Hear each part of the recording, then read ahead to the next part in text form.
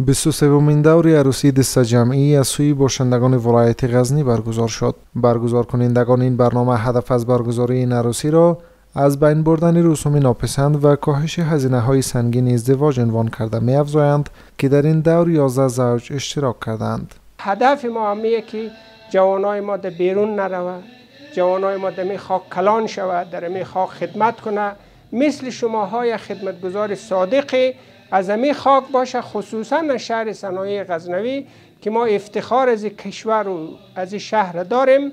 به همون خاطر ما امروز هم عروسی رو برگزار کردیم. بعد از این اگر احیانا دوستا علاقه داشته باشه ما در خدمت شیم. رواج‌ها و عنعنات غلطی که متاسفانه در جامعه است که بسیار گله زیاد و ولور زیاد یا شربه ها میگیره، از نظر شرعی گرفتن ولور و شربه ها و یا به هر بهانه‌ای که پدر عروس از داماد پول میگیره شرعاً حرام است، دختر فروشی هست، این وجه شرعی نداره.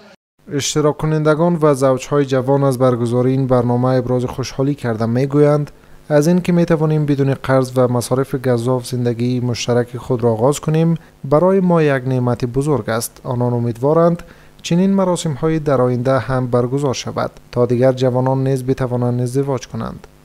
بسیار خوشحال هستیم از این چنین محافلی که برای جوانان آماده می شود و از تمام جوانان تقاضامندیم که به این مراسم شرکت کنند که نه تنها از خرج و مصارف اضافی جلوگیری می شود بلکه یک مراسم دینی و مذهبی می باشد. مسئولان ریاست اطلاعات و فرهنگ این ولایت نیز می افزایند هر آن اقدامی که باعث از بین رفتن رسوم ناپسند و تسهیل ازدواج جوانان شود مورد حمایت حکومت و این ریاست قرار خواهند گرفت.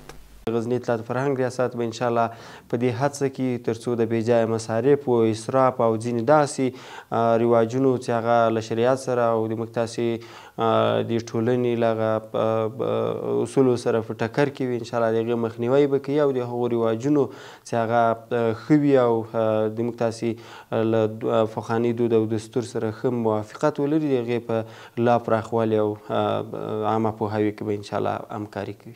گفتنی است که این 23مین دور از عروسی های دسته جمعی در غزنی است که با همکاری مردم برگزار می شود. برگزار کنندگان امیدوارند که این فرهنگ ادامه یابد و فرهنگ سادگی در ازدواج بیش از پیش در جامعه نهاده نشود.